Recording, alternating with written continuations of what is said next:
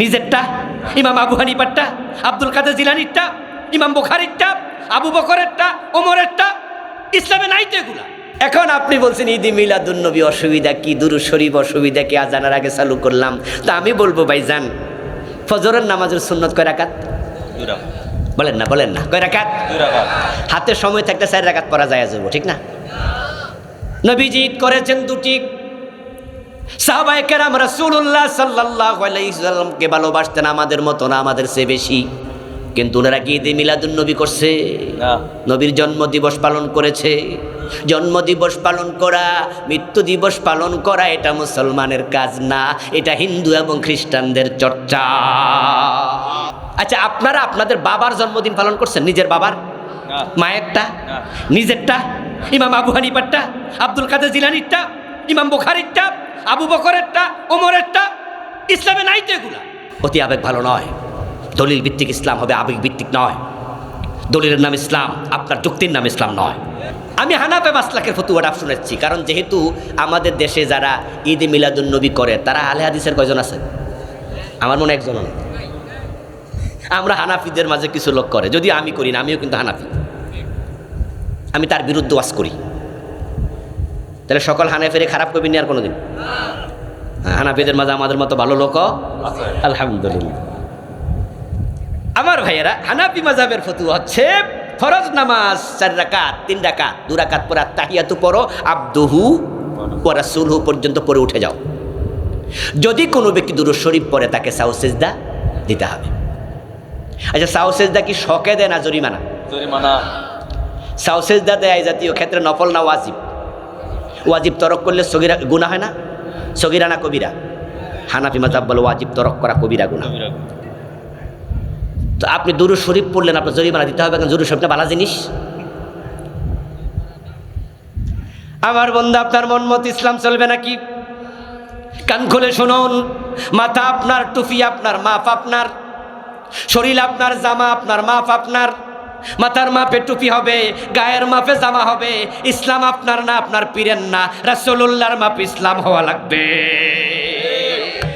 সূরাতুল কাহফের 103 এবং 104 নম্বর আয়াতের ব্যাখ্যায় চলুন। কুল হাল নুনাব্বিউকুম বিল আকসারিনা আমালা। আল্লাহ তাআলা বলছেন, হে রাসূল আপনি বলুন, আপনি উম্মতকে শুনায়া দেন, আমি কি তোমাদেরকে এমন কিছু মানুষের সংবাদ দেব যে মানুষগুলো অলরেডি ক্ষতির মাঝে পড়ে গেছে, যে মানুষগুলো ক্ষতিতে নিমজ্জিত। আমালা, আমলের দিক থেকে, আমলের দিক থেকে ক্ষতি। এর মানে হচ্ছে তারা আমলওয়ালা, কিন্তু তাদের আমলগুলো আল্লাহ পর্যন্ত পৌঁছছে না। আমল তারা করছে। পরের আয়াতে আবার আল্লাহ আরো ব্যাখ্যা করছেন, আল্লাযীনা দাল্লা সাইয়ুহুম ফিল হায়াতিদ দুনিয়া, যাদের আমলগুলো দুনিয়ার জীবনে হারিয়ে গেছে। আমল তারা করেছে, কিন্তু আমলগুলো কি হয়েছে? হারাই গেছে। পকেটে টাকা ছিল, বাড়ির আলমিরা থেকে টাকা নিয়া তারপর আপনি জয়পুরহাট রওনা দিয়েছিলেন, কিন্তু লোকাল বাসে ওঠার পরে পকেট মায়ের হাত দিয়া পকেট থেকে টাকাগুলো নিয়ে গেছে। মেয়ের বিয়ের স্বর্ণ কিনবেন, তাই আপনি 2 লাখ টাকা পকেটে নিয়ে যাচ্ছিলেন, কিন্তু স্বর্ণ দোকানে ঢুকে দেখেন পকেটে হাত দিয়া পকেটে টাকা নাই। এখন আপনি কি লাভবান না ক্ষতিগ্রস্ত? হারিয়ে গেছে, আপনি লুজার। আল্লাহ তাআলা কত সুন্দর করে বলছেন, দাল্লা সাইয়ুহুম আই আমালুহুম, কিছু মানুষের আমল দুনিয়াতে হারিয়ে গেছে, ফিল হায়াতিদ দুনিয়া। কিন্তু ওয়াহুম ইয়াহসাবুন আন্নাহুম ইহসিনুনা সুনআ, ওই মানুষগুলো তারা বোঝে না তারা যে ক্ষতিগ্রস্ত। তারা মনে করতেছে আমরা নেক আমল করতেছি, জান্নাত পেয়ে যাব। তারা যে ক্ষতির মাঝে পড়ে গেছে এটা তারা অনুধাবন করতে পারছে না। ও আমার রাসূল, আপনি তাদেরকে খবরটা দেন কারা ক্ষতির মাঝে আছে। যে আয়াত আমি আপনাদের কাছে পড়ে অনুবাদ শুনাইলাম, এই আয়াত কি গত মাসে নাজিল হয়েছে? গত বছর নাজিল হয়েছে। কত বছর আগে? 1450 বছর আগে, নবীজির উপরে সাহাবাই কেরামের যুগে। এই আয়াতের মেসেজ দ্বারা বোঝা যাচ্ছে ওই যুগেও কিছু মানুষ ছিল যাদের আমল আল্লাহ পর্যন্ত পৌঁছে নাই, হারাইয়া গেছে। এবার বলুন তো, যদি রাসূলের যুগে এমন লোক থাকে যাদের আমল কবুল হতো না, হারাইয়া যেত, এই জাতীয় লোক এখন কমছে না বাড়ছে? এ মানুষগুলো আল্লাহর সামনে গিয়ে ঠিকই টের পাবে, দেখবে আমল নামা খালি। এই যে আমার কাছে সাদা কাগজ আছে, দেখা যায় তো ভাইরা, তারা দেখবে আমল নামা এরকম সাদা, একটা নেকিও নাই, দল্লা হারিয়ে গেছে। ওই মানুষগুলো আল্লাহর সামনে আশ্চর্য হয়ে বলবো, আমার রব, আমি তো 5 ওয়াক্ত নামাজি ছিলাম, আমার আমল নামা কেন খালি? আমি তো রমাদানে রোজা রেখেছি, আমি তো হজ করেছি 2বার 4বার, যাকাত দিয়েছি লক্ষ কোটি টাকা, কিন্তু আমল নামা খালি কেন? আল্লাহ তখন বলবেন, বান্দা, তুমি কি সূরাতুল কাহফের 104 নম্বর আয়াত পড়ো নাই? আমি তো সেখানে বলেছি কিছু মানুষ আছে যাদের আমলগুলো দুনিয়াতে হারাইয়া গেছে, তুমি তাদের একজন। আমল হারাই গেছে। তখন সে বলবে, আল্লাহ কেন, কোন কারণে আমল হারাইলো আমার? আল্লাহ তাআলা বলবেন, কারণ হাদিস পড়লে, তাফসীর পড়লে তুমি জানতা, এই আয়াতের ব্যাখ্যা আমার রাসূল তোমাদের শুনাইছে, মুফাসসিররা বইতে লিখছে, কিন্তু তুমি তো এটা পড়ো নাই, তুমি জানো নাই। আপনাদের কাছে আমার জিজ্ঞাসা, ইলম শিখা নফল না ফরজ? তাহলে যারা পড়ে নাই তারা জানবে কেমনে? তারা বুঝে নাই কোন কোন কারণে আমল হারিয়ে গেছে। এবার আল্লাহ তাআলা নেকের আমল নামা না খালি, আর একটা আমল নামা আছে না যেটা বদ লেখা আছে, পাপ লেখা আছে, ওই আমল নামাটা গর্দান থেকে বের করবেন। মানুষের আমল নামা আল্লাহ কোথায় রাখছে জানেননি? এখানে গর্দানে। ওয়াকুল্লু ইনসানিন আলজামনাহু তায়রাহু ফি উনুকিহি ওয়া নুখরিজু লাহু ইয়াওমাল কিয়ামাতি কিতাবান ইয়ালকাহু মানশুরা।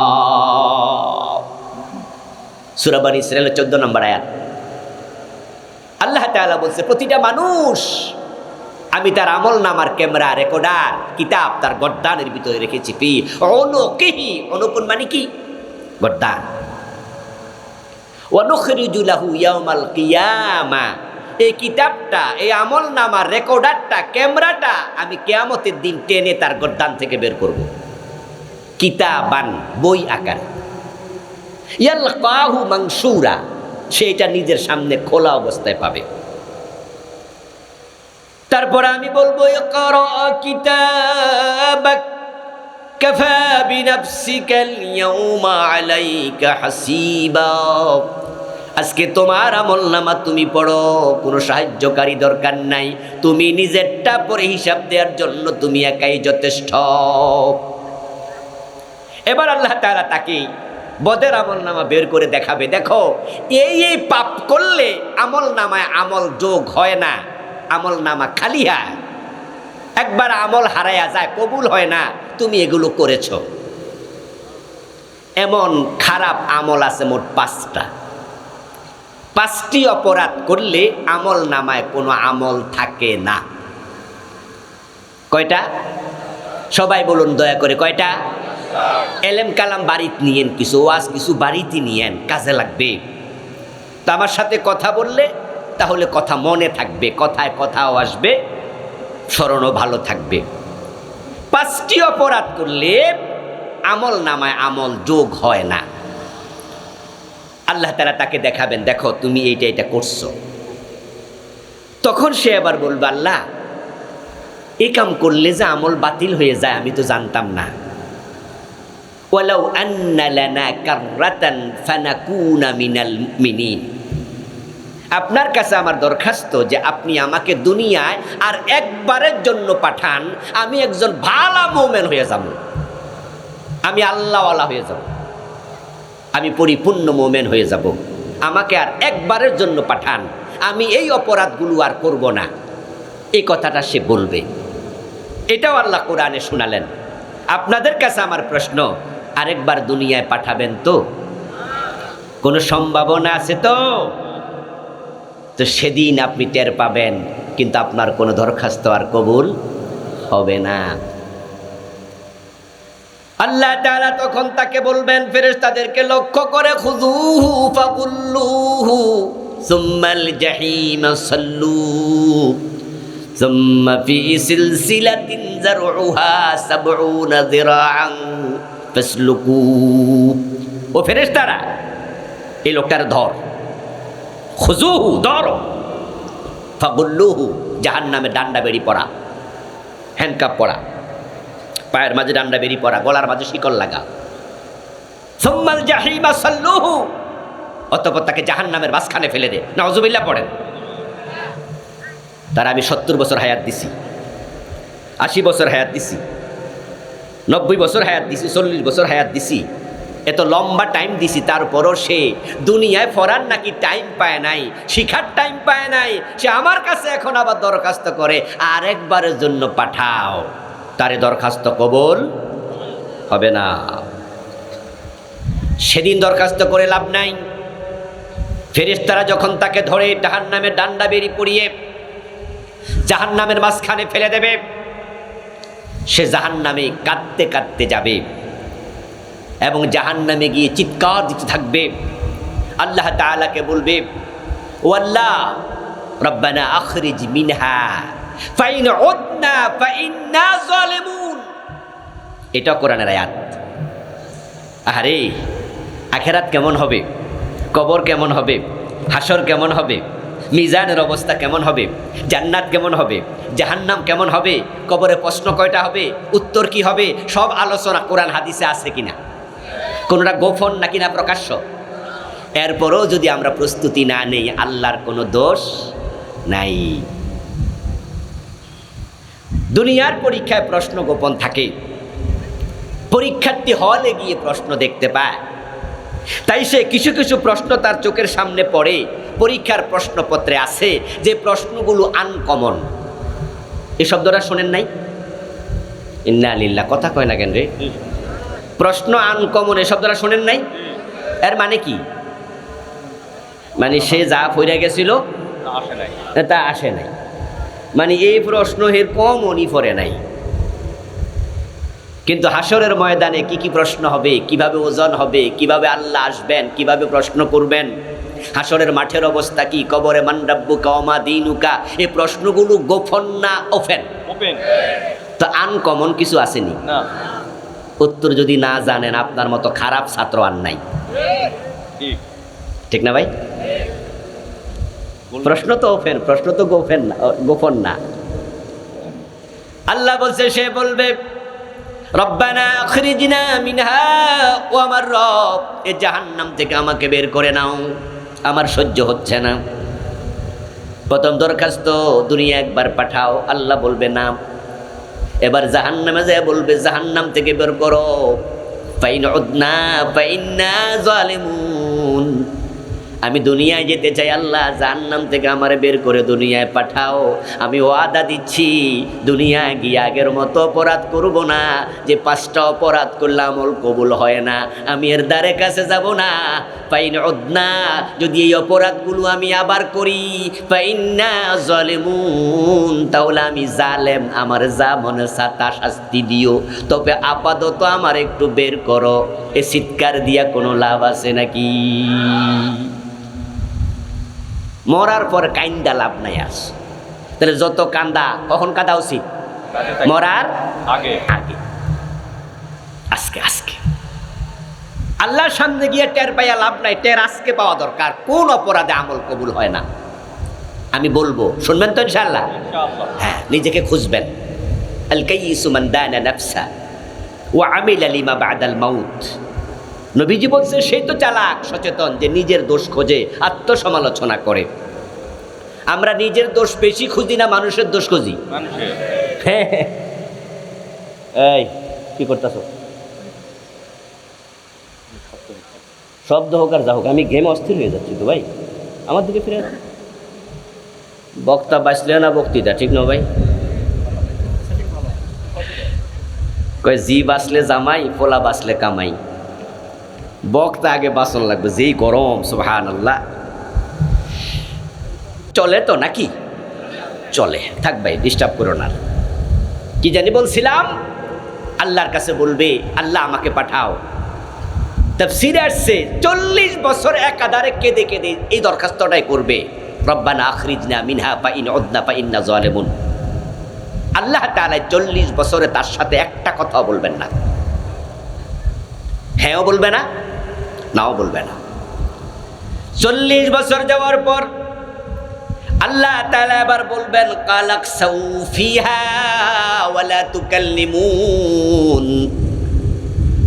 40 বছর যাওয়ার পর আল্লাহ জবাব দেবেন, জবাবটা হলো জাহান্নামে লাঞ্ছিত অবস্থায় পড়ে থাক, তোর সাথে আমার কোনো কথা নাই।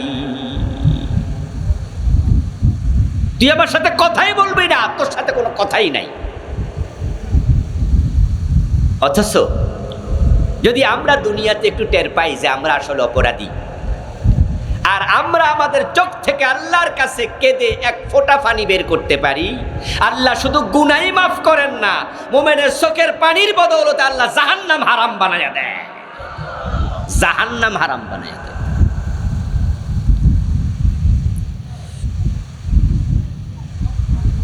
قال النبي صلى الله عليه وسلم ما من عبد مؤمن يخرج من عينيه دموع ولو كان مثل راس الذباب من خشية الله حتى يصيب حر وجهه إلا حرم الله عليه النار। নবীজি বলছেন, মুমিন যখন আল্লাহর ভয়ে চোখের পানি ছেড়ে দিয়ে কান্না করে, তার চোখ থেকে যদি মাছির মাথা পরিমাণ পানি বের হয়, ওই চোখ থেকে ছোট্ট পানির ফোঁটা গালে আসার সাথে সাথে আল্লাহ জাহান্নাম হারাম বানায়া দেয়। আপনি আর আমি যদি আকাশ পরিমাণ গুনাহ করি, আকাশ পরিমাণ গুনাহ, ওই পরিমাণ গুনাহ করার পর যদি তওবা করেন, আল্লাহ তাআলা সবটা মাফ করে দেন 1 সেকেন্ডের ভিতরে। যদি আপনি তওবা করেন, যদি আপনি ক্ষমা চান, তাহলে আমরা যে 5টি অপরাধে মানুষের আমল কবুল হয় না, আমি বলবো 1, 2, 3, 4, 5। আর আপনি শুনে যদি দেখেন যে এখানে আপনারও একটা কমন পড়ে গেছে, যে আপনি এই অপরাধের সাথে আছেন, তাহলে তওবা করবেন তো ইনশাআল্লাহ। আল্লাহর কাছে ক্ষমা চাইবেন, আল্লাহর কাছে ফিরে আসবেন, ওই অপরাধটা ছেড়ে দেবেন। প্রিয় ভাইয়েরা, যদি আপনি অপরাধ ছেড়ে দিয়ে ক্ষমা চান, আত্তাইবু মিনাজ যামবি কামান লা যামবা লাহু। নবীজি বলছেন, তওবাকারীকে আল্লাহ এমন ভাবে ক্ষমা করে যেন সে গুনাহ করে নাই।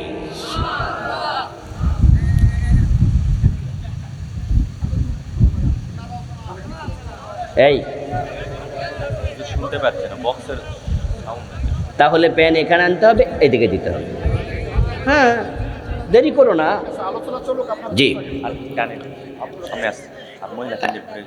মহিলা প্যান্ডেল ভরে গেছে। এখন মহিলারা, মা বোনেরা, আপনাদের ওখানে যদি বসার জায়গা না থাকে, তাহলে মেহেরবানি করে একটু একটু কষ্ট করে সামনের দিকে আগান। সামনের দিকে আগাইয়া অন্য দিনী বোনদেরকে বসতে দেন।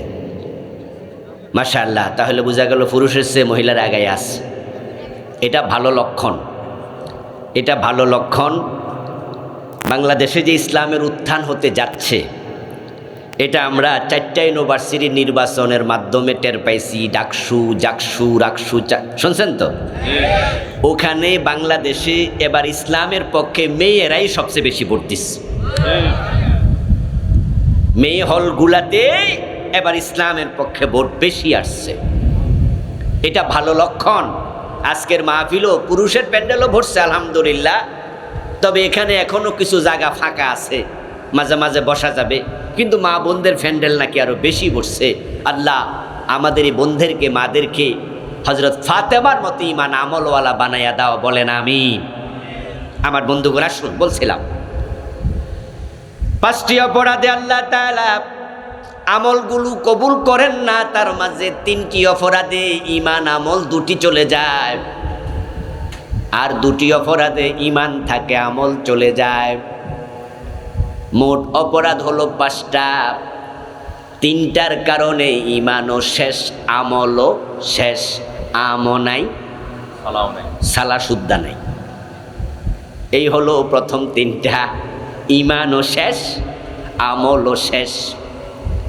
ঈমান হলো একের মতো, নেক আমল হলো ডান পাশে শূন্যের মতো। যদি ঈমান থাকে আমলের দাম আছে, যার ঈমান নাই আমলের কোনো দাম নাই। মোমেন যে কোনো আমল করুক, নেক আমল, সওয়াব হয় কমপক্ষে 10 গুণ।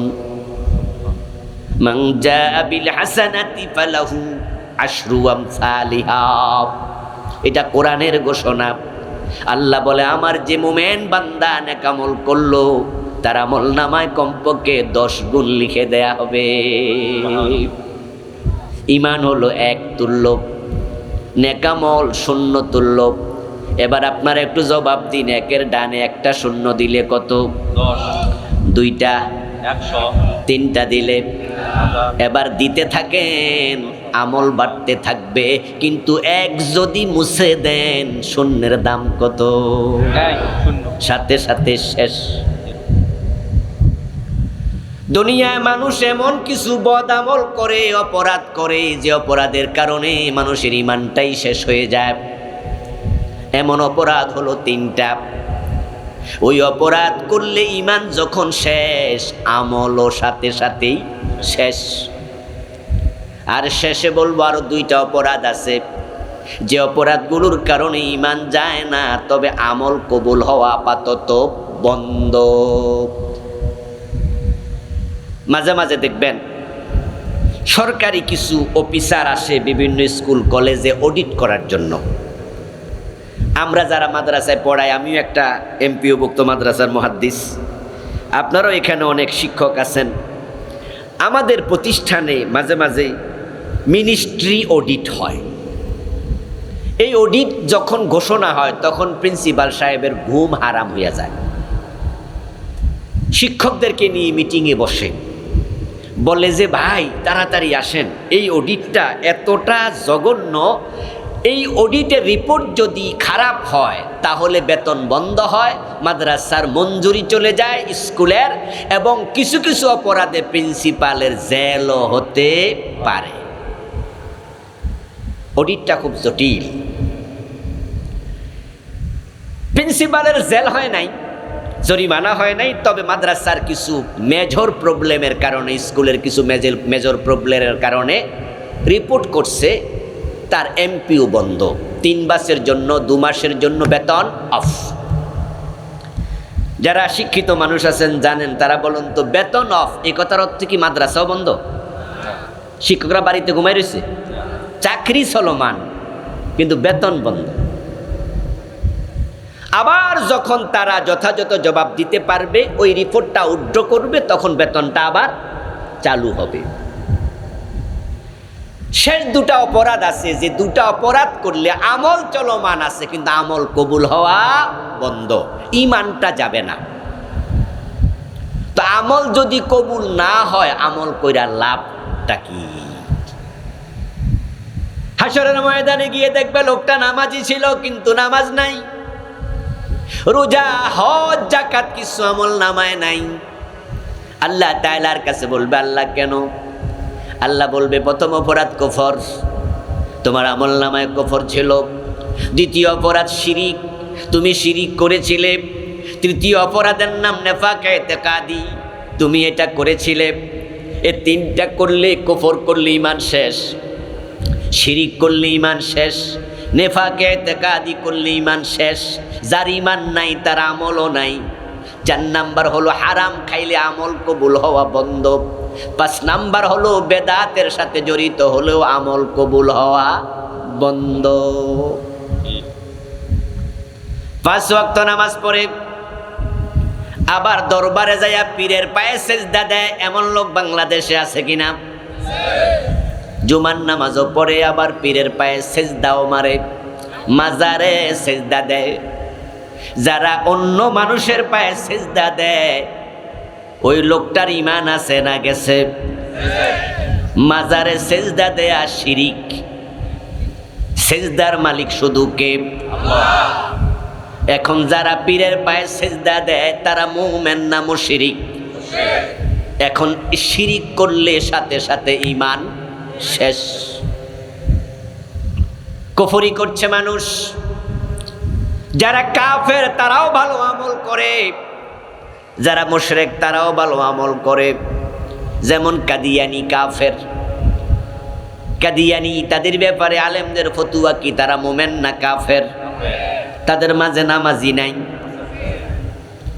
কাদিয়ানিদের মসজিদ নাই, আজান একামত দেয় না, কিন্তু কাফের হলে নামাজ পড়া লাভটা কি?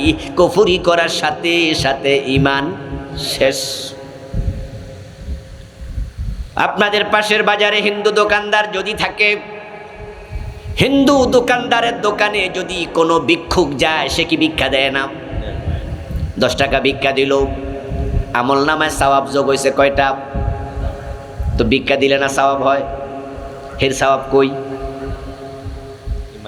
আসলে ঈমান যদি না থাকে তুমি আমল করো, কিন্তু যোগ হওয়ার জায়গাটা তো নেই। আপনাদের এলাকা কি ব্যাংক আসেনি? বিভিন্ন ব্যাংক আছে। আপনার পরিচিত একজন এই গ্রামেরই ব্যাংকের ম্যানেজার, পাশে বাজারে ব্যাংক আছে ধরেন। তা আপনি 1 লাখ টাকা নিলেন, নিয়ে ম্যানেজার সাহেবের টেবিলে রেখে বলেন, ম্যানেজার সাহেব এই 1 লাখ টাকা একটু আমার অ্যাকাউন্টে আপনি জমা দিয়ে দেন। এটা কই আপনি চলে আসছেন। ম্যানেজার সাহেব বিকালবেলায় আপনারে ফোন দিছে, দিয়া বললো, ভাই টাকা যে 1 লাখ দিয়ে গেলেন, এখন জমা দিতাম অ্যাকাউন্টে, অ্যাকাউন্ট নাম্বার কত? আপনি কোনো অ্যাকাউন্ট তো খুলি নাই। তো ম্যানেজার কব, তো অ্যাকাউন্ট না খুললে জমাটা দিমু কই? টাকা কিন্তু দিছেন 1 লাখ, কিন্তু জমা দেওয়ার নাম্বার তো নাই, অ্যাকাউন্ট তো খোলেন নাই।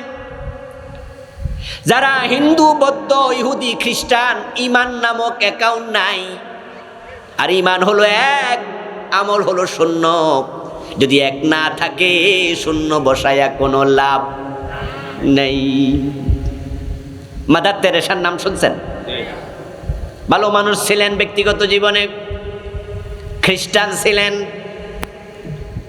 বিয়েটাও করেন নাই মাদার তেরেসা। উনি ইউরোপের নাগরিক ছিলেন, বসবাস করতেন ভারতে। ডজন ডজন ইয়াতিমখানার তিনি ওনার ছিলেন। শত শত পথ শিশু ইয়াতিমকে লালন পালন করছেন মায়ের ভালোবাসা দিয়ে। কর্মের স্বীকৃতি স্বরূপ ওনাকে শান্তিতে নোবেল প্রাইজ দেয়া হয়েছিল। ওই প্রাইজের পুরাটা টাকা ইয়াতিমখানায় দিয়ে দিছে। আপনাদের কাছে জানতে চাই, ইয়াতিম পালন করার মাঝে সওয়াব আছে না নাই? নবীজি তো বলছেন, আনা ওয়া কাফিলুল ইয়াতিম কাহাতাইনি ফিল জান্নাম। আমি এবং ইয়াতিমের লালন পালনকারী পাশাপাশি জান্নাতে থাকবো। ইয়াতিমের মাথায় যদি কেউ হাত বুলায়, রাসূলুল্লাহ বলছেন, তার হাত যতগুলো চুলের উপর দিয়া যাবে, তার হাতের নিচ দিয়া যতগুলো চুল যাবে, বিকুল্লি শাওরাতিন হাসানাত, প্রতিটা চুলের বিনিময়ে আল্লাহ গণিত সওয়াব আমল নামায় লিখে দেয়। কত সওয়াব ইয়াতিম লালন পালন করার মাঝে। কিন্তু মাদার তেরেসার আমল নামার খবর কি?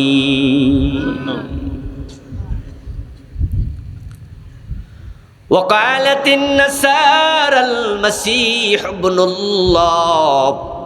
কোরআন মাজিদ আল্লাহ তাআলা বলেন, যারা খ্রিস্টান তারা মুশরিক, কারণ তারা ঈসাকে আল্লাহর ছেলে বলে। আল্লাহর ছেলে আছে? না। মেয়ে আছে? না। লাম ইয়ালিদ ওয়া লাম ইউলাদ। কিন্তু ওরা বলে যে ঈসা আলাইহিস সালাম আল্লাহর ছেলে। তাদের ঈমান শেষ। আমার দোস্ত, আপনার পাশের বাড়ির হিন্দু মিয়া ভিক্ষা দিল, দোকানদার ভিক্ষা দিল ভিক্ষুককে, কিন্তু সওয়াব তো নাই, কারণ সে লাত মানাত উজ্জা হবল ইয়াসাব না এলা, ওদের বংশধর পরবর্তী প্রজন্ম লক্ষ্মী দুর্গারে পূজা করে, দেবতা বলে, ওদের কাছে মাথা নত করে, ওদেরকে রব মানে। এজন্য তাদের আমল নামে কোনো সওয়াব যোগ হবে না, একবারে খালি। আমার বন্ধু, এখন যে কুফর করলে ঈমান যায়, কাদিয়ানি কুফর করলে ঈমান শেষ। নামাজ রোজা করে আর লাভ কি? পীরের পায়ে সেজদা দিল, ঈমান শেষ, মুশরিক। নামাজ রোজা করে লাভ কি? আমার প্রিয় ভাই আব্দুল্লাহ ইবনে উবাই নবীজির হাতে হাত রেখে কালেমা পড়েছিল, কিন্তু সে কি মুমিন না মুনাফিক? ঈমান ছিল না কি ছিল না? তার অবস্থান জাহান্নামে না জান্নাতে? জাহান্নামের মাঝখানে না সবার নিচে? তাহলে কি বোঝা গেল? নবীর হাতে কালেমা পড়লো কিন্তু মুনাফিক, তাই কোনো লাভ হলো না। প্রিয় ভাইরা, এই ভাষা আলোচনা শুনলে হবে না, একটু গভীরে যেতে হবে। কারণ আপনি কাদিয়ানির বিরুদ্ধে আমি ওয়াজ করলে আপনি মনে করবেন যে হেতে কাফের, আমার কি, আমি তো ইমানদার। কিন্তু প্রশ্ন হলো, কাদিয়ানি যে কুফরি করলো, তার কুফর যে কারণে, এমন কোনো কারণ যদি আপনার ভিতরে পাওয়া যায়, তাহলে আপনার ঈমান থাকবে না তার মতো? তার মতো হবে। কুফর কি?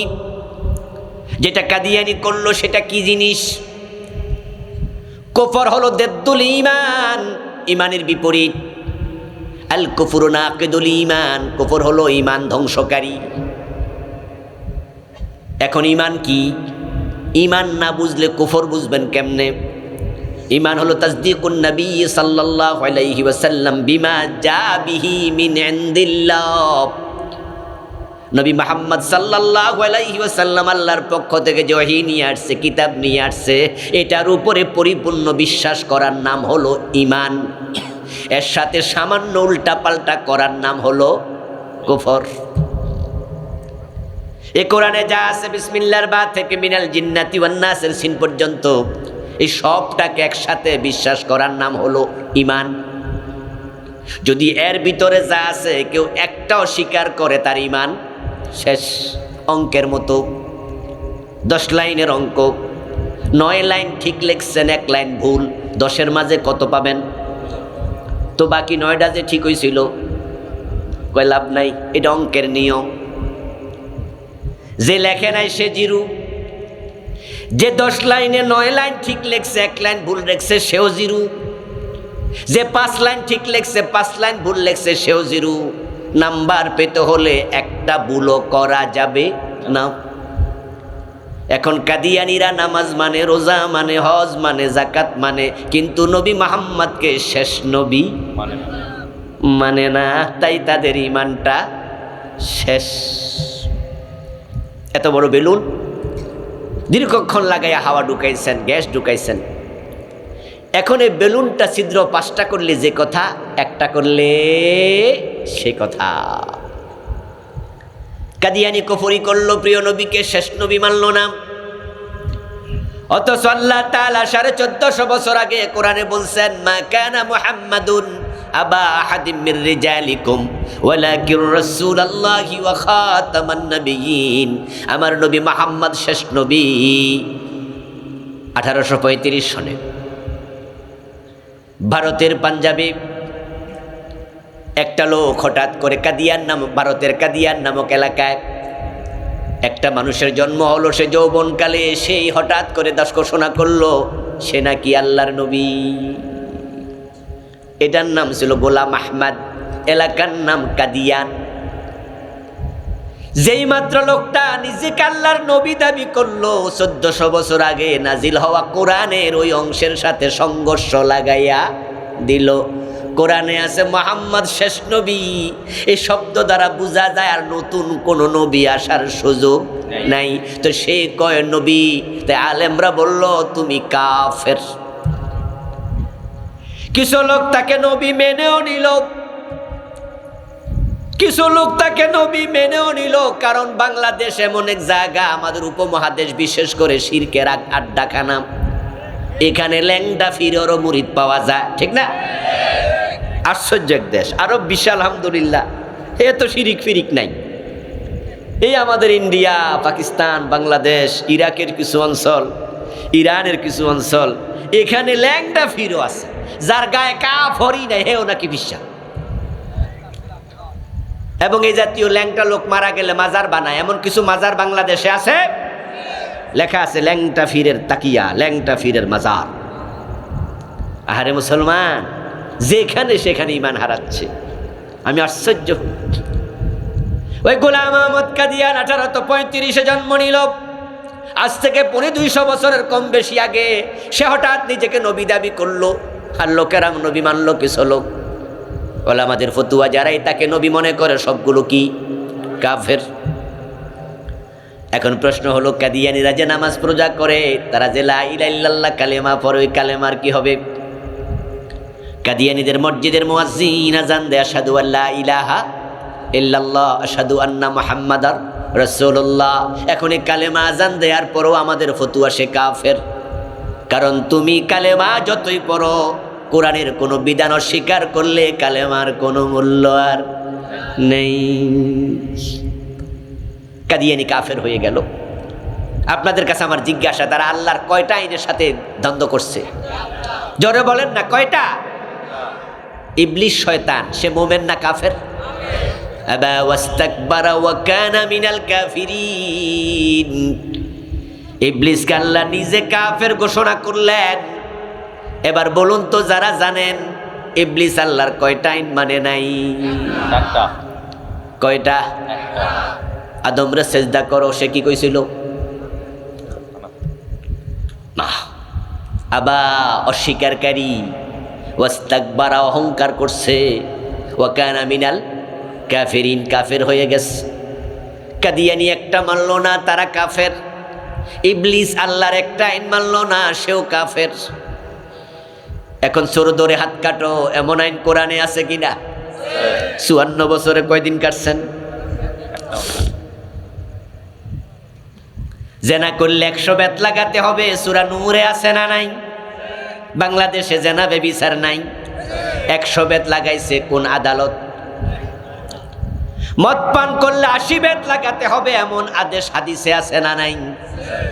বাংলাদেশে মাদক আছে কিনা? 80 বেত লাগাইছেন কয়দিন? ইনিল হুকমু ইল্লা লিল্লাহ। কোরআনে আছে আল্লাহ ছাড়া কারো আইন চলবে না।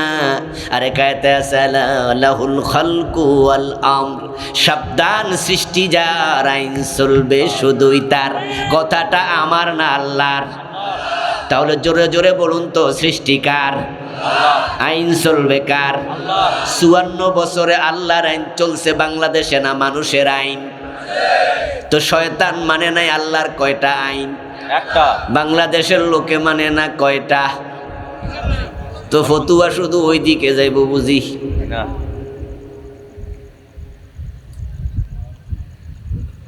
قال رسول الله صلى الله عليه وسلم يأتي على الناس زمان يجتمعون في المساجد ليس فيهم مؤمن।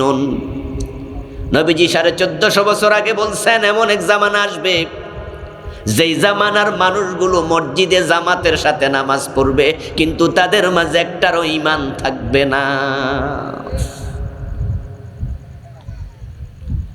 কেমনে থাকবে ঈমান? কয়দিন আগে আমাদের এক বড় নেতা, উনি টেলিভিশন সাংবাদিকদের সাথে আলাপকালে বলছে, আমরা শরিয়া আইনে বিশ্বাস করি না।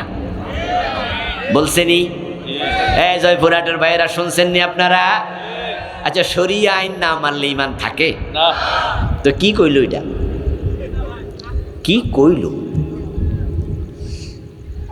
ও দোস্ত, শরীয়ত মানে তো হলো ইসলাম। শয়তান একটা অপরাধ করলো, একটা মানলো না, তার ঈমান শেষ। অথচ শয়তান সে অপরাধ করার আগে কাফের ছিল না মুমিন? সে মুআল্লিমুল মালাইকা ছিল, ফেরেশতাদের উস্তাদ ছিল। কোন কোন মুফাসসির শয়তানের আমল নিয়ে আলোচনা করতে গিয়ে লিখেছেন, জমিনে এক বিগত জায়গা পাওয়া যাবে না যেখানে শয়তানের সেজদা পড়ে নাই। সে এত বড় ইবাদতকারী ছিল, কিন্তু আল্লাহর একটা আইন মানে নাই, কাফের হয়ে গেল। আর আমাদের নেতা কয় পুরা শরীয়তে নাকি বিশ্বাস করে না। এমনই হবে দোস্ত, নবীজি এটা বলেছেন, তাকুনু বাইনা সাআতি ফিতানুন কাকিতাইল লাইলিল মুসলিম ইউসবিহু ফিহা আর-রাজুলু মুমিনান ফায়ুমসি কাফিরা ওয়া ইউমসি মুমিনান ফায়ুসবিহু কাফিরা এমন একটা জামানা আসবে কিয়ামতের আগে, সূর্য ডুবে গেলে আধার যেমন চারিদিক থেকে দিয়ে আসে, দুনিয়ার চারিদিক থেকে ফিতনা বের হবে। ওই ফিতনার জামানায় মানুষগুলো সকাল বেলায় মুমিন থাকবে, সন্ধ্যা বেলায় কাফের হয়ে যাবে। কত কুফরি চলছে। একটা চরম কুফরির নাম হচ্ছে সেকুলারিজম, ধর্মনিরপেক্ষতাবাদ। এই কুফরির কারণে বাংলাদেশের লক্ষ লক্ষ নামাজির ঈমান শেষ। সেকুলারিজম, সেকুলারিজম, they believe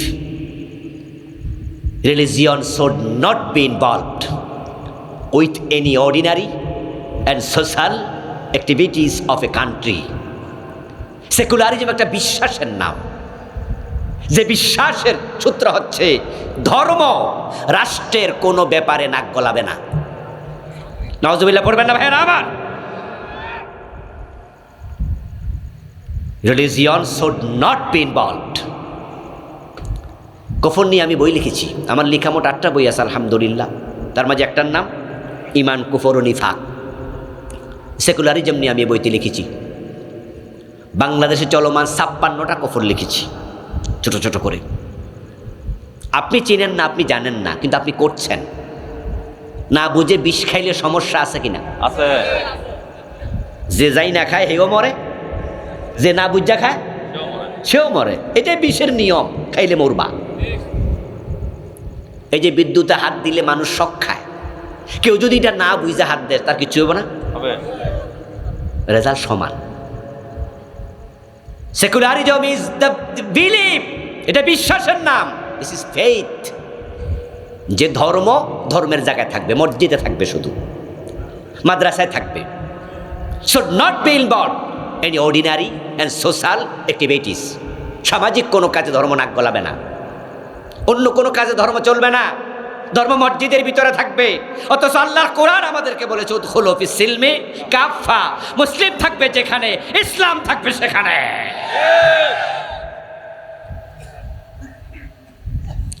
আমরা যখন টয়লেটে ঢুকবো, সেখানে ঢুকতে ধর্মের কোনো বিধান আছে কিনা? আছে।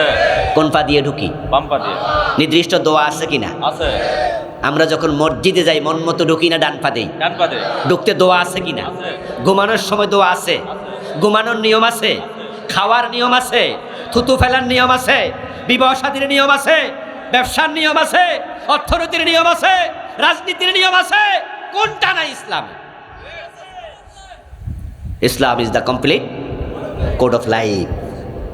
ইসলাম সম্পূর্ণ জীবন ব্যবস্থার নাম। জীবনের বটম থেকে টপ, রান্নাঘর থেকে সংসদ ভবন, এভরি মোমেন্ট, এভরি হোয়ার আমরা থাকবো যেখানে ইসলাম থাকতেই হবে সেখানে। আমি সৌদি আরবে কিছু সেলুন দেখেছি, যে সেলুনের মাঝে আরবিতে লেখা আছে এখানে দাড়ি শেভ করা হয় না। সবগুলোতে না, দুই একটা আমার চোখে পড়েছে। আমি খুব খুশি হয়েছি দেখে, মনে মনে দোয়া করছি, আল্লাহ আমার এই ভাইয়ের তুমি জীবিকায় বারাকা দাও। সে নবীর সুন্নাহকে শ্রদ্ধা করে, এই জন্য সে লিখে দিয়েছে আমি যেমন দাড়ি কাটি না, যে দাড়ি কাটতে আসবে তার দাড়িও কাটবো না।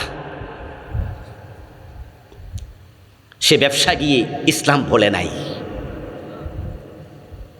সবাই দুধে পানি মিশায়, কিন্তু একজন মিশায় না। সবাই ওজনে কম দেয়, একজন কম দেয় না।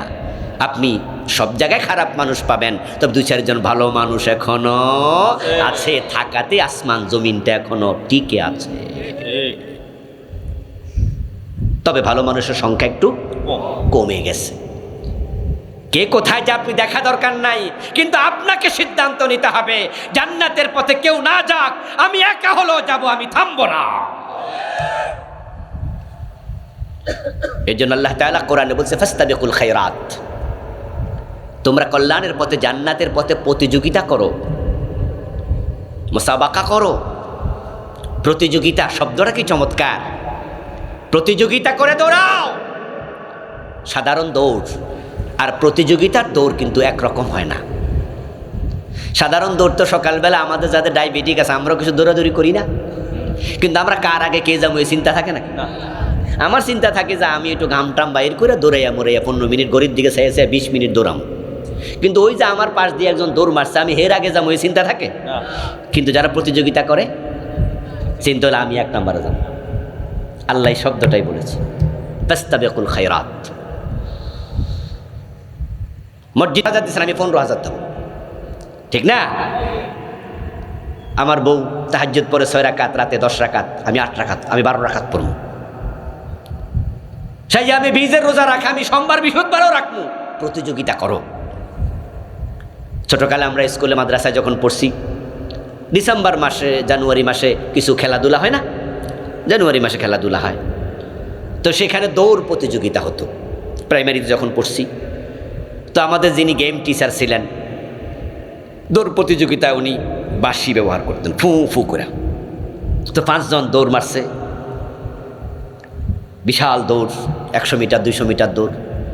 দেখলাম যে 500 জন পা এভাবে একটা খাড়া করাই আর একটা মাটি শয়া এমনি রয়েছে, আর স্যার যেই মাত্র ফু দেবে মারবে দৌড়। 5 জনের অন্তর একটাই চিন্তা, আমাকে 1 নাম্বার।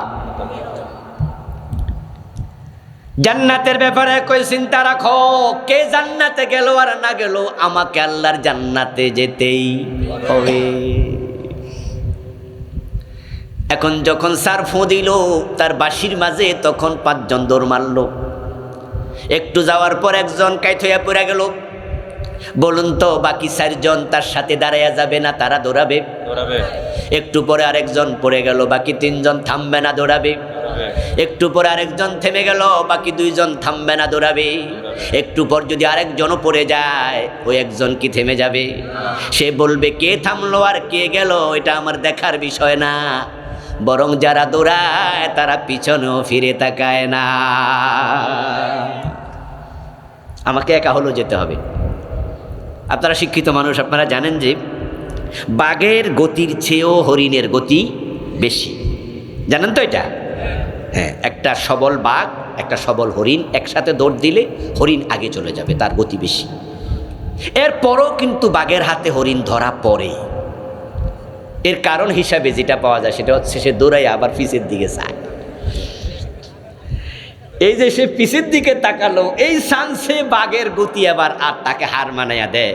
কিন্তু বাঘ যখন হরিণরে দৌড়ায় তখন কি পিছের দিকে চায় না, এর লক্ষ্য থাকে সামনে, রে রে আমার ধরন লাগবে। আল্লাহর জান্নাতে যাওয়ার পথে আমরা পিছনে তাকাবো না, বরং কেউ যদি যেতে রাজি না হয় একা হলেও যাওয়া লাগবে। আল্লাহর জান্নাতের প্রয়োজনে যদি শাহাদাত বরণ করা লাগে, শহীদ হতে রাজি হওয়া লাগে।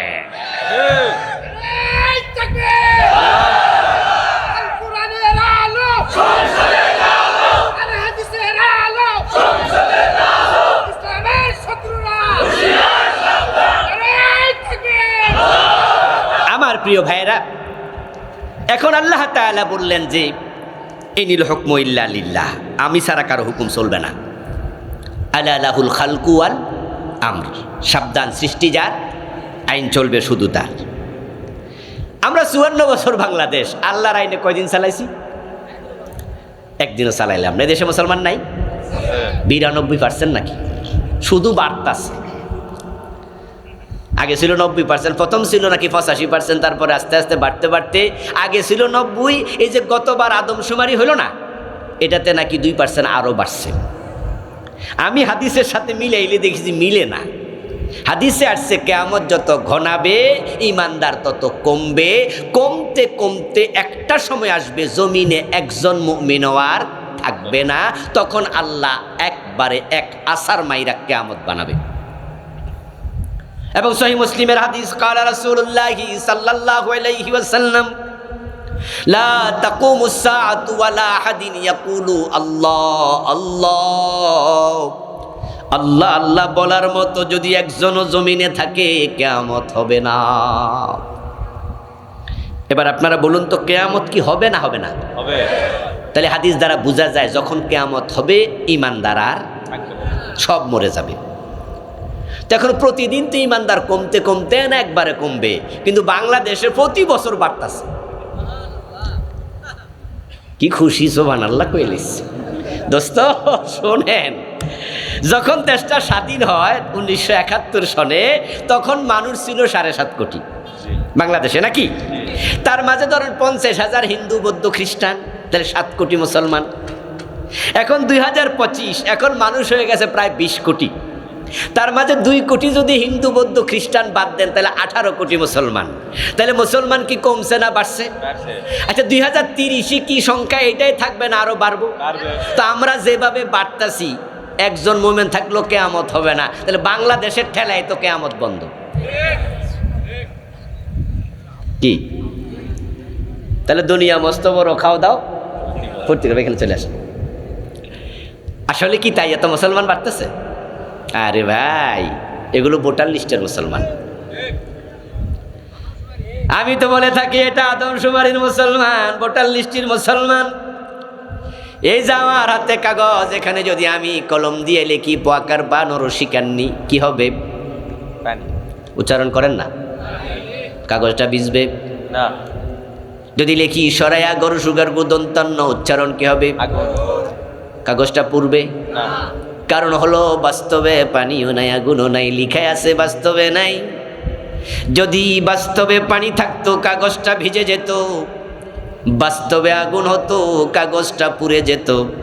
92% মুসলমান লাগে না, যদি বাস্তব মুসলমান 51% থাকতো, কত আগে ইসলাম কায়েম হয়ে যেত।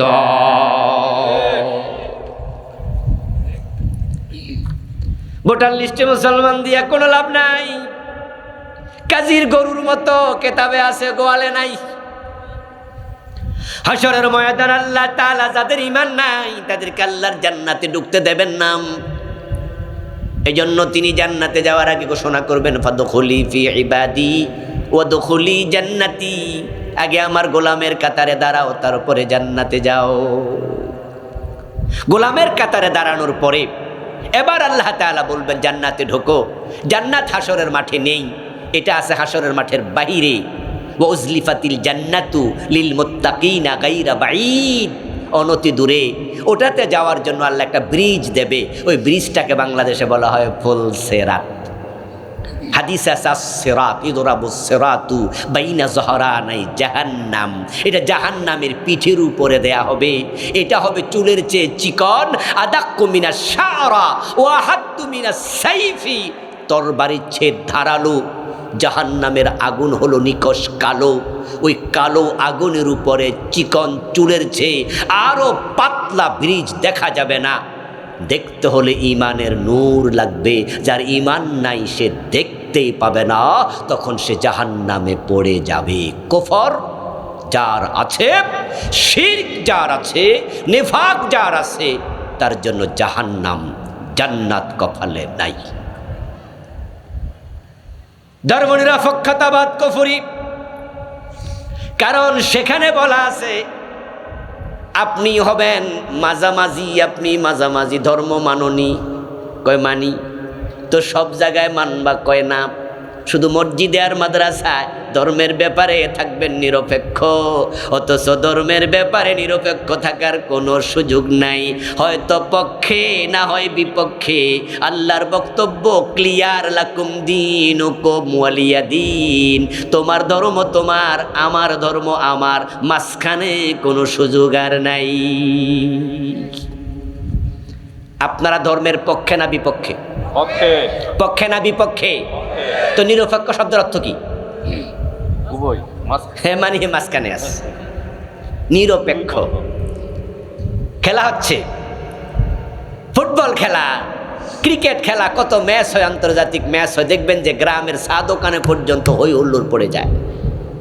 যেই মাত্র ব্রাজিলের সাথে আর্জেন্টিনার ক্রিকেট ম্যাচ, তখনই বাংলাদেশের ঘরের ছাদের মাঝেও পর্যন্ত পতাকা তুলে লায়। ঢাকা তো একবারে হিরিক পড়া যায়, 40 হাত লম্বা পতাকাও বানা। আমার প্রিয় ভাইয়েরা, খেলা দেখতেছে আর টেবিল থাপড়াচ্ছে, যেই চক্কা মারলো টেবিল থাপড়াইলো। ভাই আপনি কি? আমি তো আর্জেন্টিনার সাপোর্টার, এই জন্য টেবিল ভাঙ্গালাম থাপড়াইয়া। আরেকজন ব্রাজিল ছক্কা মারলে থাপ্পড় মারে টেবিলে। কিন্তু আমার মতো দুই একজন আছে হাবা গোবা হুজুর টাইপের মানুষ, আমি এসব বুঝিও না, তখন আমি কোনো টেবিলেই থাপ্পড় দেই না। একজন আমার ওকে, হুজুর কি খবর, আমনে যে লাফানো না, লড়েনো না, সরেনো না, এরা কি করতেছে, আমনে কোন পক্ষ? আমি কইবে আমি কোনো পক্ষে না, এটার নাম হলো নিরপেক্ষ। আপনি হিন্দুও না, বৌদ্ধও না, খ্রিস্টানও না, ইহুদিও না, মুসলিমও না, তা আপনি কোনটা? কি আপনি? এই জন্য ধর্ম নিরপেক্ষতাবাদ কফরি। কোন মুসলমান ধর্ম নিরপেক্ষ হতে পারে না। অথচ 54 বছর যারা দেশ চালাচ্ছে তারা প্রত্যেকে ঘোষণা দিয়ে ধর্ম নিরপেক্ষ হয়েছে।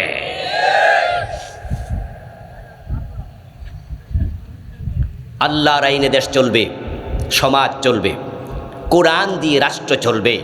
নবীজি মুহাম্মদ বলুন সাল্লাল্লাহু আলাইহি ওয়াসাল্লাম যখন 10 বছর মদিনার প্রেসিডেন্ট ছিলেন, মন মতো দেশ চালাইছে না কোরআন মতো? কোরআন মতো। হযরত ওমর যখন অর্ধ পৃথিবীর প্রেসিডেন্ট ছিলেন, মন মতো চালাইছে না কোরআন মতো? তো 54% আপনার 54টা বছর 92% মুসলমানের দেশ কোরআন দিয়ে কেন চলে না? এই জন্য আল্লাহর কাছে জবাব দিতে হবে। অনেকে বলো হুজুর এইসব ওয়াজ তো কতই শুনেছি। আল্লামা সাইদি রাহিমাহুল্লাহ এ দিন কায়েমের ওয়াজের করতে করতে শেষ পর্যন্ত জেল, শেষ পর্যন্ত কবর। লাভ কি হলো? কোরআন তো কায়েম হলো না। আমি তখন বলি, দোস্ত, ইসলাম কায়েম হলো কি হলো না, আল্লাহর আইনে দেশ চললো কি চললো না, এটা আমি দেখতে চাই না, কিন্তু আমাকে ঈমান নিয়ে মরতেই হবে। যদি ইসলাম কায়েম হয়ে যায় আলহামদুলিল্লাহ, যদি কায়েম না হয় কমপক্ষে আল্লাহর কাছে ঈমান নিয়ে হাজির হওয়া যাবে, ঠিক কিনা? কুফর করবেন না। দ্বিতীয়টা হলো শিরিক। বাংলাদেশে তো শিরকের এক বিশাল বাজার। যে এলাকায় মাজার আছে আর ভণ্ড পীর আছে, ওই এলাকায় শিরকের বাজার মিলে যায়। পীরের পায়ে সেজদা দিচ্ছে, মাজারে মানত করছে, আরো কত কি। আমরা বলছি সেজদা করুন আল্লাহ ছাড়া কাউকে, ওরা বলে না এটা সেজদায়ে তাজিমি।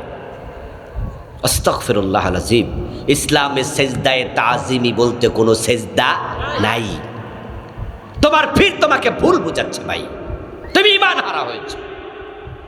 হাশরের ময়দানে গিয়ে টের পাবে, আমাদের এই কথা সেদিন তোমার বুঝে আসবে এটাই সত্য ছিল। যদি সেজদায়ে তাজিমি নামে কোনো সেজদা থাকতো, তাহলে নবী মুহাম্মদ সাল্লাল্লাহু আলাইহি সাল্লামকে আবু বকর ওমর সেজদা দিত সবচেয়ে আগে বেশি। এই পীরগুলো মুরিদকে বিভ্রান্ত করছে। তারা দলিল দেয়, তারা বুঝায়, যদি ফেরেশতারা আদম আলাইহিস সালামকে সেজদা দিতে পারে, তাহলে আমরা কেন পীর সাহেবকে পারবো না? যদি আল্লাহ ছাড়া অন্যকে সেজদা দিলে শিরিক হয়, তাহলে ফেরেশতারা যে আদম নবীরে সেজদা দিল, এটা কি শিরিক নয়? শরীয়তের মৌলবীরা বোঝে না, শরীয়তে পীরের পায়ে সেজদা দেয়া জায়েজ নাই, মারেফতে আছে। আমি বলি এটা মারেফত না, এটা মরার পথ। এটা কি? মরার পথ। ও প্রিয় ভাই, আপনাকে বলছি, আপনার পীরের কথা যদি সত্য হয়, তাহলে আপনাকে আমি জিজ্ঞাসা করতে চাই, এই যে ফেরেশতারা আদম আলাইহিস সালামকে সেজদা দিল, এই খবরটা আল্লাহর কোরআনে আমরা আগে পাইছি না আবু বকর ওমর আগে পাইছে? ফাসাজাদাল মালাইকাতু কুল্লুহুম আজমাউন। সকল ফেরেশতা মিলে আদমকে সেজদা দিয়েছে। সূরা বাকারার মাঝে আলোচনা আছে, অন্য সূরাতে আছে। এই খবরটা তো হযরত আবু বকর, হযরত ওমর রাদিয়াল্লাহু তাআলা আনহুমা আমাদের আগে পাইছে। হযরত ফাতেমা আমাদের আগে কোরআন পড়ছে, মা আয়েশা আমাদের আগে কোরআন পড়ছে। এটাকে দলিল বানায়া যদি সেজদায়ে তাজিমি নামক সেজদা থাকতো, হযরত আয়েশা প্রিয় নবীজিকে সেজদা দিত সবচেয়ে বেশি। আপনার পীর সাহেব বড় নাকি নবী মুহাম্মদ সাল্লাল্লাহু আলাইহি সাল্লাম বড়? মুহাম্মদ সাল্লাল্লাহু আলাইহি সাল্লাম। আপনি বড় মুরিদ না আবু বকর ওমর বড় মুরিদ? নবী মুহাম্মদের চেয়ে বড় পীর সাহেব নাই, আবু বকর ওমরের চেয়ে বড় মুরিদ নাই। কিন্তু আবু বকর ওমর জীবনে বিশ্ব নবী কি একদিন সেজদা দিছে? না। আপনার পীর ভণ্ডামি করছে, সে আপনাকে ভুল বুঝাচ্ছে। এই জন্য মাজারে সেজদা দেওয়া যাবে না। শুধু সেজদাই দেয় না, তারা মাজারের কাছে গিয়ে ডাইরেক্ট সন্তান চায়, মাজারের কাছে গিয়ে ছেলে মেয়ে চায়। চাকরি চায়, সুস্থতা চায়। গত বছর একটি ভিডিও খুব ভাইরাল হয়েছিল ফেসবুকে। পরীক্ষার আগে দিয়ে, এসএসসি পরীক্ষার আগে দিয়ে চট্টগ্রামে কয়েকটা ছেলে এক হুজুরের কাছে গেছে। হুজুরের কাছে যাওয়ার পরে হুজুর বলছে যে চলো বাবার কাছে যাই। পোলাপান গেছে হুজুরের কাছে দোয়ার লাইগা, হুজুর মরা বাবার কাছে গেছে। যাইয়া মাজারে বলতেছে, আব্বা বাবা আমরা আইসি, পোলাপানের পরীক্ষা একটু পাস করাই দিয়েন। এই ভিডিওটা কি আপনাদের চোখে পড়ছে? হ্যাঁ। বাবা রে বাবা, লোকজন তো খুব ফাস্ট দেখি। উনি বলতেছে বাবা একটু পাস করাই দিয়েন। আস্তাগফিরুল্লাহ আল-আযীম। এবং কিছু হুজুর বাইরেছে যারা মাহফিলে এসে মানুষকে শিরিক শিখায়, ওরা গান গায়, কেউ ফিরে না খালি হাতে খাজা বাবা তোমার দরবারে। আল্লাহর ধন রাসূলকে দিয়া, আল্লাহ গেছে গায়েব হইয়া, রাসূলের ধন আবার রাসূলের কাছে না, এটা আবার খাজা বাবার কাছে গেছে। রাসূলের ধন খাজা লইয়া শুয়ে আছে আজমিরে, কেউ ফিরে না খালি হাতে খাজা বাবার দরবারে। আমি আশ্চর্য হচ্ছি, আল্লাহর ধন যদি আল্লাহ রাসূলকে দিয়ে দিত, রাজ্জাক তো আর আল্লাহর নাম থাকতো না। অথচ নবী মুহাম্মদ সাল্লাল্লাহু আলাইহি সাল্লাম নিজে চাইতেন কার কাছে? আল্লাহর কাছে। আমাদেরকে চাইতে বলছে কার কাছে? আল্লাহর কাছে। ইজা সাআলতা ফাসআলিল্লাহ, ইজা ইসতাআনতা ফাসতাইন বিল্লাহ। আল্লাহ রাসূল শিখায়, চাইলে আল্লাহর কাছে চাও, আল্লাহর কাছে সাহায্য মাঙ্গো। আল্লাহ রাজ্জাক। আর ওনারা কয় আল্লাহর ধন রাসূলকে দিয়ে দিস। আবার রাসূলের কাছেটা আবু বকরও পাইল না, ওমরও পাইল না, কেটা হয়ে গেল? খাজা বাবা। এটা আবার উনি ভারতে এটা লইয়া বসে রয়েছে। এরপরে আবার ওই হুজুর বলতেছে কেউ ফিরে না খালি হাতে। এর মানে হচ্ছে খাজা বাবার ওখানে গিয়ে চাওয়ার জন্য হুজুরও পথ দেখাচ্ছে। সবাই মিলে পড়েন নাউযুবিল্লাহ। যখন কোনো মানুষ আল্লাহ ছাড়া অন্যের কাছে সন্তান চায়, সাথে সাথে মুশরিক হয়ে যাবে। শিরিকটা কি? শিরিক হচ্ছে যাহা আল্লাহর জন্য খাস, এটা অন্যকে শামিল করার নাম। সন্তান দেয়ার মালিক কে? আল্লাহ। কোনো মানুষ সন্তান দিতে পারে? আরে শত শত কোটি টাকার মালিক, কিন্তু একটা সন্তান নাই। এমন লোক আছে না? আমি এমন আত্মীয় স্বজন, আমার কাছের লোক আছে, ঢাকায় বাড়ি আছে কয়েকটা, দুটা মেয়ে, ছেলে নাই।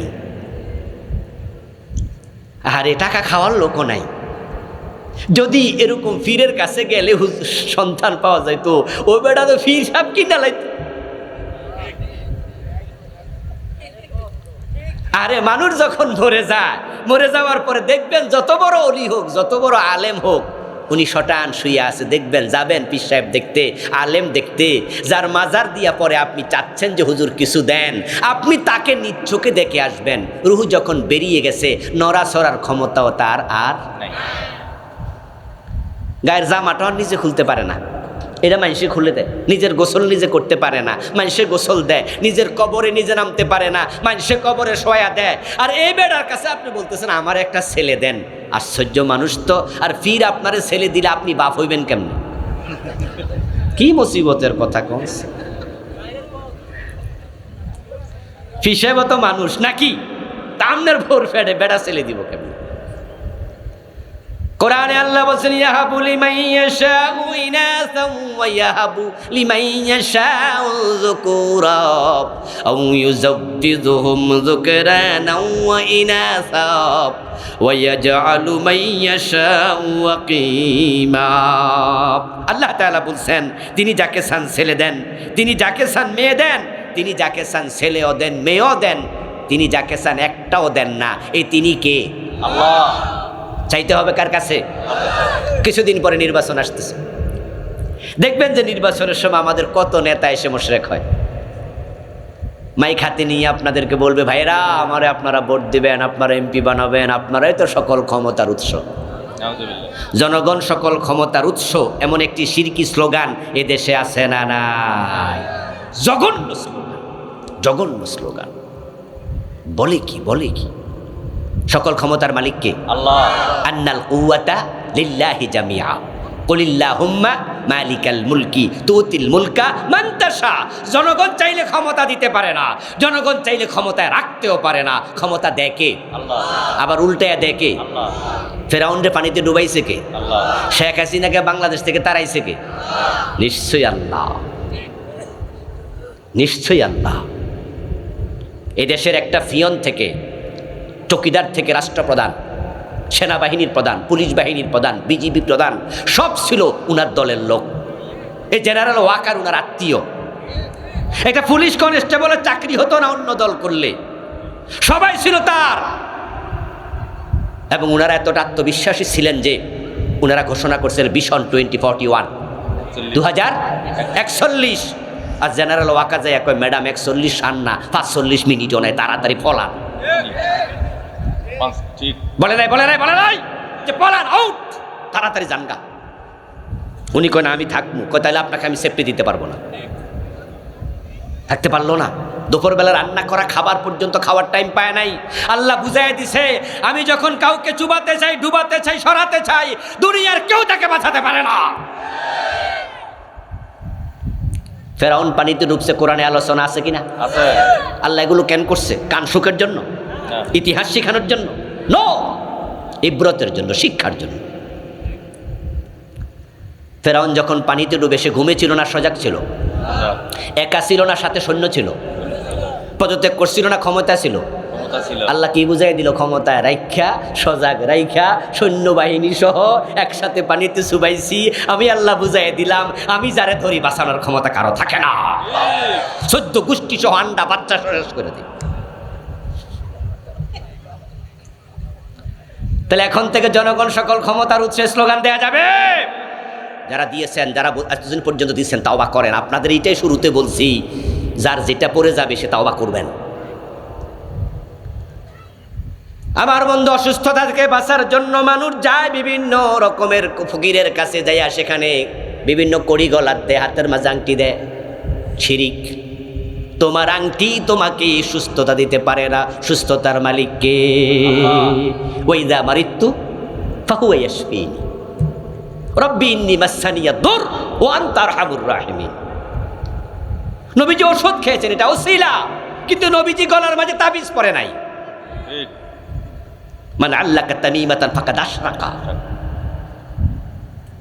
দেখবেন যে আঙ্গুল আছে 5টা, আংটি আছে 7টা। ওরে বাবা, কোন কোন আঙ্গুলে 2টা, একটা এদিকে আর একটা ওইদিকে। খোঁজ নিয়ে দেখবেন যে এত আংটি কেন? বলবে যে এটা খাজা বাবার দরবারের একবার 1 নাম্বার খাদেম সাহেব থেকে নিয়েছি, উনি বলেছেন এই আংটি হাতে দিলে ব্যবসায় তরতর করে উন্নতি হয়ে যায়। রিজিকের মালিককে আংটি, আংটি রিজিক দিতে পারে? আশ্চর্য মানুষ। ছেলে বিদেশ যাবে, মা ছেলেকে বলতেছে, পরামর্শ দিচ্ছে, বাজান পাসপোর্ট জমা দেওয়ার আগে একটু ঢাকাতে ঘুরায়। যদি টাকাও দিলি, পাসপোর্টও দিলি, ভিসা না লাগে, তাহলে পাসপোর্ট পাইবি রে বাজান, টাকা কিন্তু ফিরাইয়া পাওয়া কঠিন, মানুষ বালা না। এজন্য ভিসা লাগবে কিনা খবরটা আগে জেনে আয়। ছেলে মারে জিগায়, মায়ে খবর পামু কই? কেন রে বাবা? টেলিভিশনে দেখছি বসুন্ধরা শপিং মলে বাবা লিটন দেওয়ান বসে আছে। এবং টেলিভিশনে আসছে সে অতীত, ভবিষ্যৎ, ভূত, পূর্ব সব নাকি জানে।